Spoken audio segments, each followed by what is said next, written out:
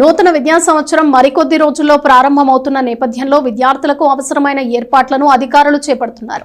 ఇందులో భాగంగా ప్రభుత్వ పాఠశాలలకు నోట్ పుస్తకాలను పంపించి పాఠశాలలు పునఃప్రారంభం కాగానే పంపిణీకి చర్యలు చేపట్టారు. ప్రభుత్వ పాఠశాలలు పునఃప్రారంభం కాకముందే తెనాలికి నోట్ పుస్తకాలు వచ్చాయి.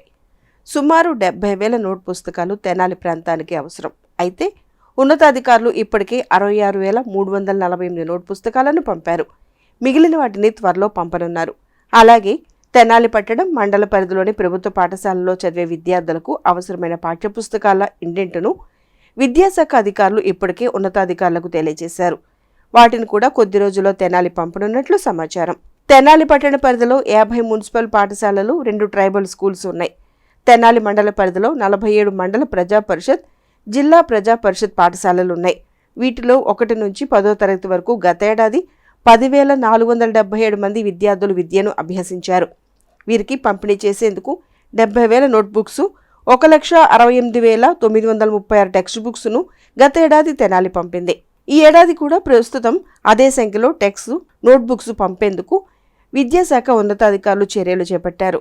వైఎస్ఆర్సీపీ ప్రభుత్వం ఏర్పడిన తర్వాత సీఎం వైఎస్ జగన్మోహన్ రెడ్డి ప్రభుత్వ పాఠశాలలపై ప్రత్యేక దృష్టి సారించారు. దానిలో భాగంగా నాడు నేడు కింద ప్రభుత్వ పాఠశాలలో మౌలిక వసతుల కల్పన చేపట్టి వాటికి రూపురేఖలు మార్చారు. అలాగే విద్యను ప్రోత్సహించాలనే ఉద్దేశంతో పాఠశాలలో చదివే విద్యార్థులకు అమ్మఒడి కింద ఏడాదికి 15,000 రూపాయల నగదు జమ చేయటం, విద్యార్థులకు అవసరమైన నోట్, టెక్స్ట్ బుక్స్, షూస్, సాక్సులు వంటి వాటిని జగనన్న విద్యా దీవెన కింద విద్యార్థులకు ఉచితంగా ప్రభుత్వం అందించింది.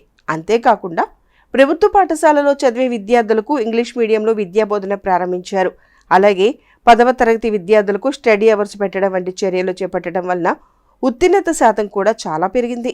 దీంతో తల్లిదండ్రులకు ప్రభుత్వ పాఠశాలలపై ఉన్న చిన్నచూపు తొలగి తమ పిల్లల్ని ప్రభుత్వ పాఠశాలల్లో చేర్పించేందుకు ముందుకు వచ్చారు. దీంతో ప్రతి ఏడాది ప్రభుత్వ పాఠశాలలో చదివే వారి సంఖ్య పెరుగుతూ వస్తోంది.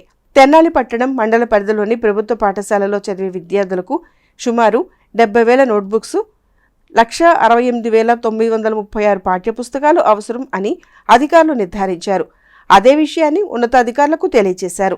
దీంతో ఉన్నతాధికారులు ఈ నెల మొదట్లోనే తెనాలికి అవసరమైన 70,000 నోట్ పుస్తకాలలో 66,348 ఇప్పటికే తెనాలి పంపింది.